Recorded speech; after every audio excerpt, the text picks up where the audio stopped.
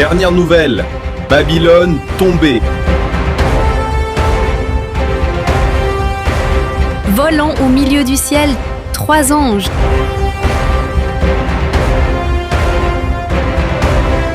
Les signes de la fin du monde. Jésus revient. Êtes-vous prêts? L'évangéliste Daniel Lassonnier présente « Préparez-vous ».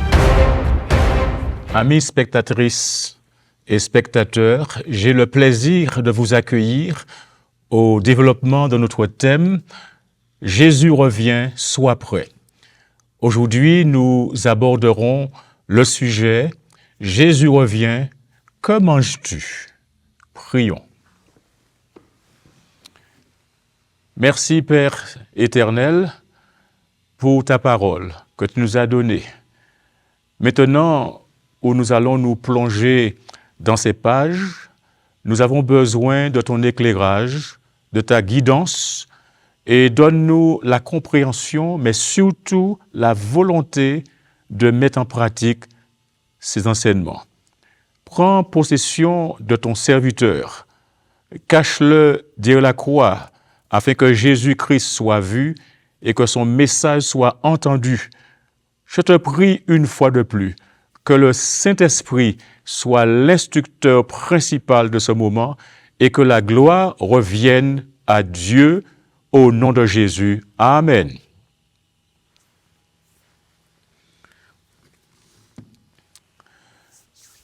Je voudrais nous inviter au début de cette intervention à tourner les pages de votre Bible jusqu'au livre de Daniel.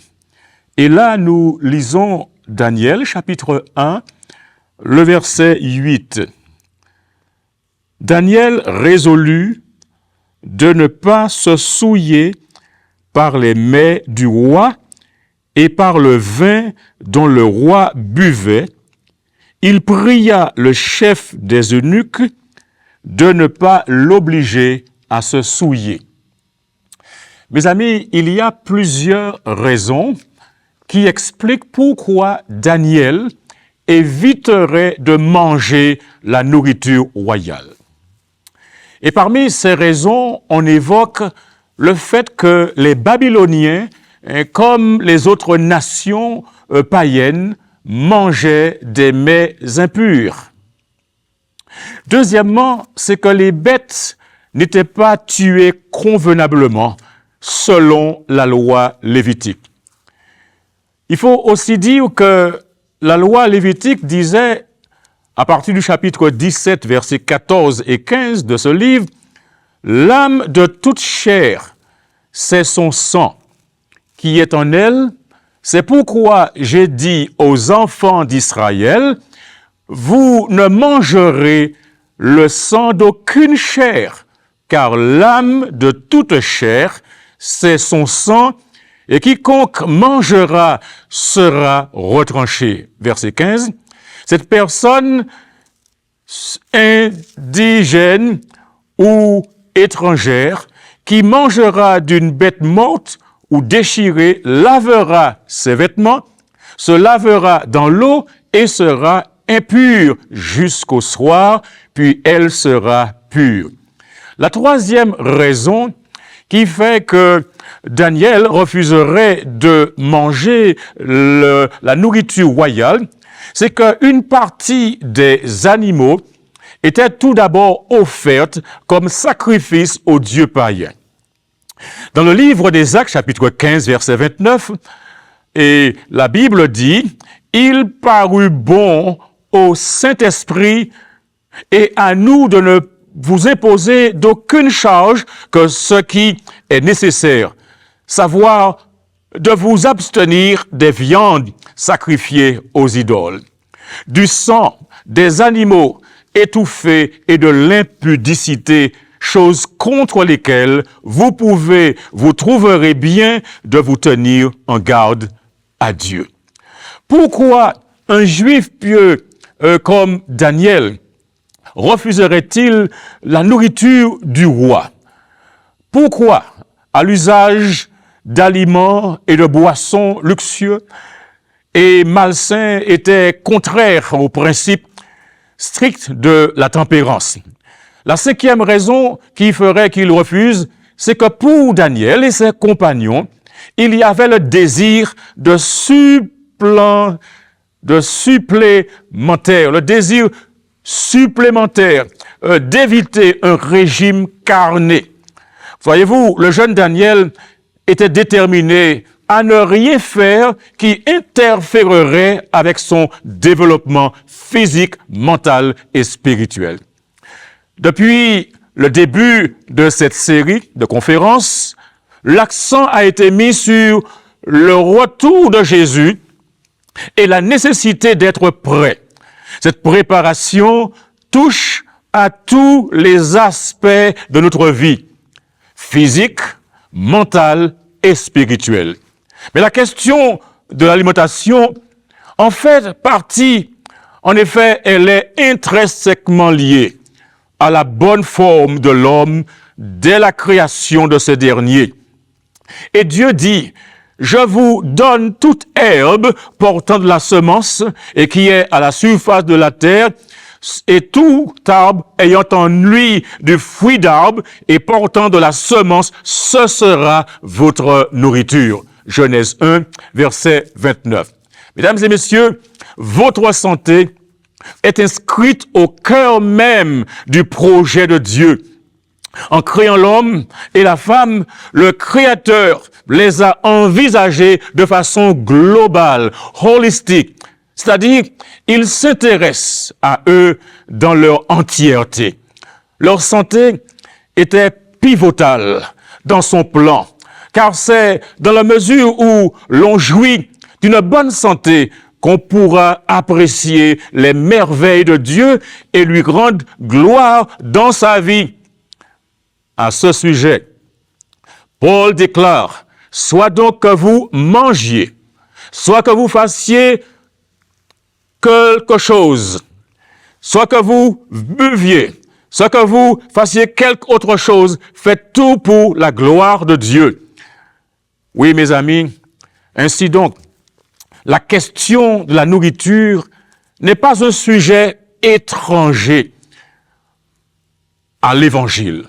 Celui qui vous a créé a le droit de s'interroger et de vous interroger sur ce que vous mangez. Mais alors, qu'est-ce que vous faites? Qu'est-ce que vous mangez? Il y a là une chose importante. C'est que Dieu a le droit de vous interroger sur ce que vous mangez parce que c'est votre Créateur. D'ailleurs, au début de ce monde, c'est lui qui a sélectionné la nourriture de l'homme. C'est lui aussi qui a déterminé la nourriture des animaux. Il a prescrit à nos premiers parents le régime alimentaire idéal pour leur subsistance. Genèse chapitre 1, versets 29 et 30, nous déclare ce qui suit. Et Dieu dit, « Voici, je vous donne toute herbe portant de la semence, et qui est à la surface de toute la terre, et tout arbre ayant en lui du fruit d'arbre, et portant de la semence, ce sera votre nourriture. » Verset 30, « Et à tout animal de la terre, à tout oiseau du ciel, et à tout ce qui se meut sur la terre, ayant en soi un souffle de vie, je donne toute herbe verte pour nourriture. » Ainsi, cela fut ainsi. Genèse chapitre 2, verset 15 déclare, mais aussi l'Éternel, Dieu prit l'homme et le plaça dans le jardin d'Éden pour le cultiver et pour le garder. Le verset 16 déclare, l'Éternel Dieu donna cet ordre à l'homme. Tu pourras manger de tous les arbres du jardin, mais tu ne mangeras pas de l'arbre de la connaissance du bien et du mal. Pourquoi? Car le jour où tu en mangeras, tu mourras. Tout ce que Dieu a créé est parfait. mais pas destinés à être consommés, en préparation du déluge qui devait s'abattre sur la terre. Dans Genèse chapitre 7, versets 1 à 3, la Bible dit, « L'Éternel dit à Noé, « Entre dans l'arche, toi et toute ta maison, car je t'ai vu juste devant moi parmi cette génération. Tu prendras auprès de toi 7 couples de tous les animaux purs, le mâle et sa femelle, une paire d'animaux qui ne sont pas purs, le mâle et sa femelle. 7 couples aussi des oiseaux du ciel, mâles et femelles, afin de conserver leur race en vie sur la face de toute la terre. Mes amis, ce qu'il faut comprendre et saisir, c'est que lorsque les enfants de Dieu étaient en Égypte, ils ont mangé comme des Égyptiens. Mais quand ils ont été délivrés, Dieu leur a donné à la fois la loi morale, c'est-à-dire les 10 commandements, et la loi de la santé. Au niveau de la loi de la santé, Dieu fit une distinction entre les animaux. Les animaux propres à la consommation, qu'on appelle animaux impurs, et les animaux impropres à la consommation, qu'on appelle animaux impurs. Ainsi donc, dans Deutéronome chapitre 14, versets 3 à 6, la Bible dit « Tu ne mangeras aucune chose abominable. Voici les animaux que vous mangerez, le bœuf, la brebis, la chèvre, le cerf, la gazelle et le daim, le bouquetin, le chevreuil, la chèvre sauvage et la girafe. Vous mangerez de tout animal qui a la corne fendue, le pied fourchu et qui rumine. Mais vous ne mangerez pas de ceux qui ruminent seulement, ou qui ont la corne fendue et le pied fourchu seulement. Ainsi, vous ne mangerez pas le chameau, le lièvre et le daman qui ruminent, mais qui n'ont pas la corne fendue, vous les regarderez comme impurs. Vous ne mangerez pas le porc qui a la corne fendue, mais qui ne rumine pas, vous le regarderez comme impur. Vous ne mangerez pas de leur chair et vous ne toucherez pas à leur corps mort. Mes amis, la sélection distinctive de Dieu englobe les poissons. Et nous lisons toujours dans le livre de Deutéronome, chapitre 14. Il est dit au verset 9, « Voici les animaux dont vous mangerez parmi tous ceux qui sont dans les eaux. Vous mangerez de tous ceux qui ont des nageoires et des écailles. Mais vous ne mangerez d'aucun de ceux qui n'ont pas des nageoires et des écailles. Vous les regarderez comme impurs. Vous mangerez tout oiseau pur. » Dieu est sélectif en ce qui concerne les oiseaux. Il stipule dans Deutéronome chapitre 14, versets 12 à 19, la conduite à tenir en matière de consommation d'oiseaux, en soulignant que vous mangerez tout oiseau pur. Mais voici ceux dont vous ne mangerez pas: l'aigle, l'orphet et l'aigle de mer, le milan, l'autour, le vautour et ce qui est de son espèce, le corbeau et toutes ses espèces, l'autruche, le hibou, la mouette, l'épervier et ce qui est de son espèce, le chat-huant, la chouette et le cygne, le pélican, le cormoran et le plongeon, la cigogne, le héron et ce qui est de son espèce, la huppe et la chauve-souris. Le verset 19 déclare, « Vous regarderez comme impur tout reptile qui vole.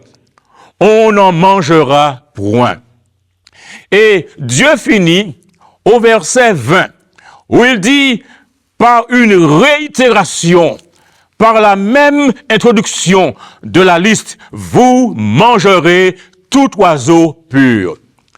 Cette déclaration est importante. Importante en ce sens que ceux et celles qui se préparent pour le retour de Jésus s'appliquent à glorifier Dieu en tout point de vue, y compris le manger et le boire. C'est ainsi que Paul dira aux Corinthiens, dans 1 Corinthiens, chapitre 10, verset 31, « Soit que vous mangiez, soit que vous buviez, soit que vous fassiez quelque autre chose, faites tout pour la gloire de Dieu. » Il va encore plus loin dans son analyse.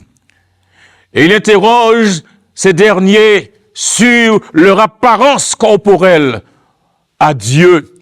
Et dans 1 Corinthiens, chapitre 6, versets 19 et 20, il a dit, « Ne savez-vous pas que votre corps est le temple du Saint-Esprit qui est en vous et que vous avez reçu de Dieu et que vous ne vous appartenez point à vous-même? Car vous avez été rachetés à un grand prix. Glorifiez donc Dieu dans votre corps et dans votre esprit qui appartiennent à Dieu. » Dans 1 Corinthiens chapitre 3, versets 16 et 17, la Bible dit, « Ne savez-vous pas que vous êtes le temple de Dieu et que l'Esprit de Dieu habite en vous? Si quelqu'un détruit le temple de Dieu, Dieu le détruira, car le temple de Dieu est saint et c'est ce que vous êtes. » Chers amis, nous pouvons détruire ce corps.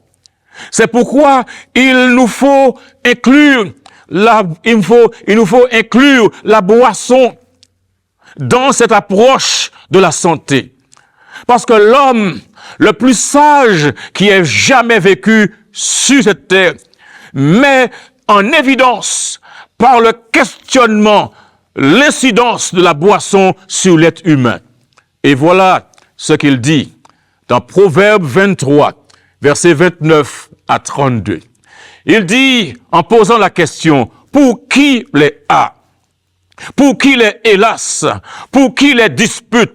Pour qui les plaintes? Pour qui les blessures sans raison? Pour qui les yeux rouges? Il répond à sa question, pour ceux qui s'attardent auprès du vin, pour ceux qui vont déguster du vin mêlé. Ne regarde pas le vin qui paraît d'un beau rouge, qui fait des perles dans la coupe et qui coule aisément. Il finit par mordre comme un serpent et par piquer comme un basilic. Le prophète Habakkuk met en garde la personne qui utilise l'alcool pour abuser de son semblable. Il dit dans son 2e chapitre, au verset 15 de son livre, « Malheur à celui qui fait boire son prochain, à toi qui verses ton outre et qui l'énive, afin de voir sa nudité. » Oh mes amis, la drogue fait des ravages dans notre société. Devant l'ampleur du narcotrafic, la guerre est ouverte.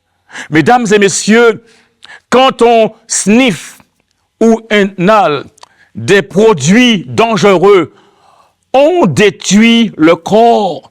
La cocaïne, la marijuana, le crack, le LSD, la cigarette et les choses semblables détruisent le corps, soit brutalement ou à petit feu.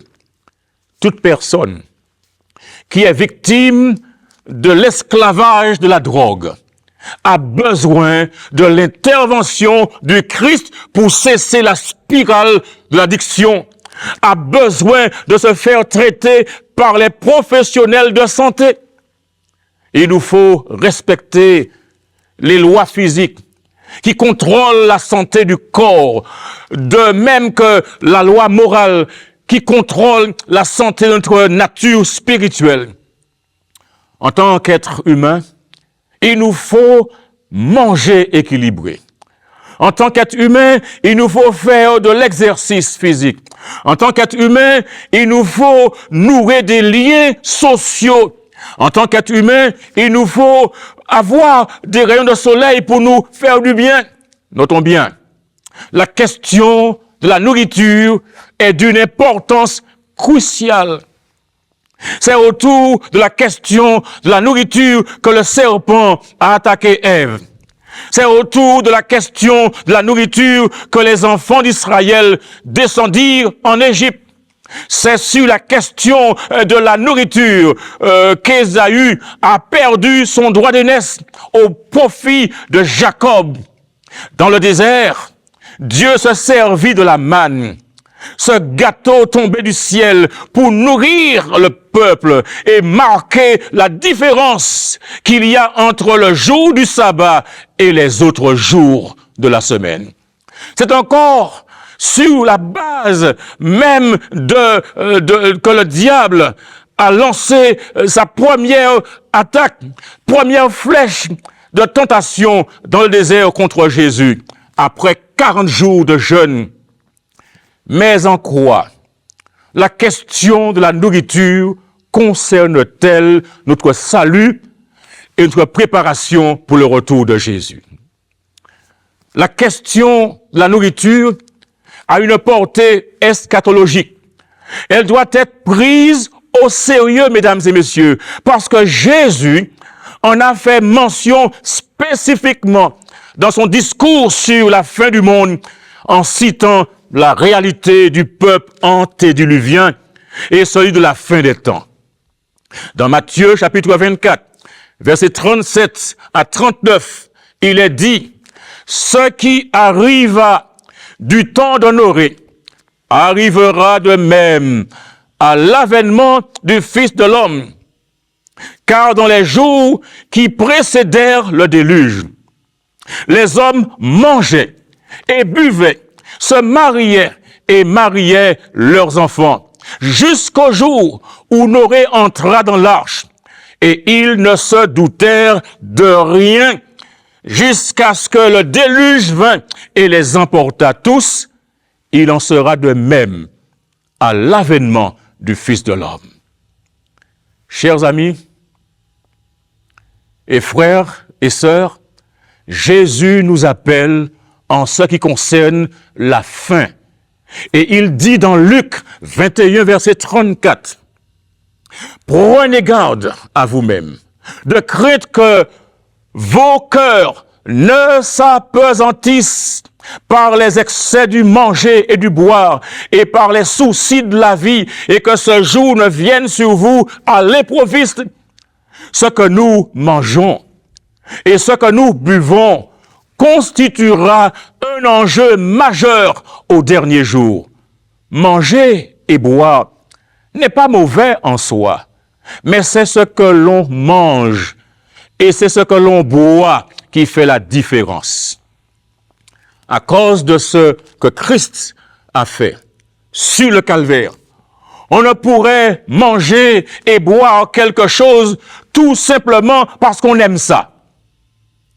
Car vous avez été rachetés à un grand prix. Glorifiez donc Dieu dans votre corps et dans votre esprit qui appartiennent à Dieu. Mes amis, je voudrais vous inviter à comprendre que Dieu nous a donné dans sa parole l'importance du sujet de la nourriture en lien avec la santé et comment il occupe une place capitale dans l'expérience pratique de la vie. Jésus voudrait que nous nous portions bien. C'est pourquoi, comme Jean à Gaius, il a dit, « Bien-aimé, je souhaite que tu prospères à tous égards et sois en bonne santé comme prospère l'état de ton âme. » Ma décision est la suivante. Je ne voudrais pas marcher loin de Jésus. Mais la question est pour toi. Ne voudrais-tu pas, cher ami, qui m'écoute en ce moment obéir aux lois de la santé de Dieu? Ne voudrais-tu pas manger et boire comme Dieu le demande? Ne voudrais-tu pas glorifier Dieu dans ton esprit et dans ton corps? L'Apocalypse déclare au chapitre 21, verset 27, « Il n'entrera chez elle rien de souillé, ni personne qui se livre à l'abomination et au mensonge. Il n'entrera que ceux qui sont écrits dans le livre de vie de l'agneau. » Je voudrais que mon nom soit écrit dans le livre de vie de l'agneau. Qu'en est-il pour vous? Allez-vous prendre ces paroles au sérieux? Je voudrais vous inviter à le faire. À prêter attention à ce message sur la santé, parce que Dieu veut que vous jouissiez d'une santé totale. Ô Père éternel, nous te louerons et te bénissons, parce que tu t'intéresses à notre santé physique, mentale et spirituelle. Ta parole nous a donné des instructions précises quant à ce que nous devons manger. Tu as fait des instructions au niveau des animaux, au niveau des poissons, au niveau des oiseaux. Et tu as indiqué clairement que notre corps est le temple de cet esprit et que si nous détruisons ce corps, tu nous détruiras. Permets-nous de remporter la victoire sur l'appétit. Permets-nous de manger pour te glorifier, de boire pour te glorifier, t'honorer en toutes choses et répands ta paix sur nous, répands ta bénédiction sur chaque auditeur, sur chaque téléspectateur, répands ta paix sur tous ceux qui ont la possibilité d'entendre ce message et qu'aujourd'hui, ils prennent un nouveau départ. Merci Père d'avoir écouté et exaucé notre prière au nom de Jésus. Amen.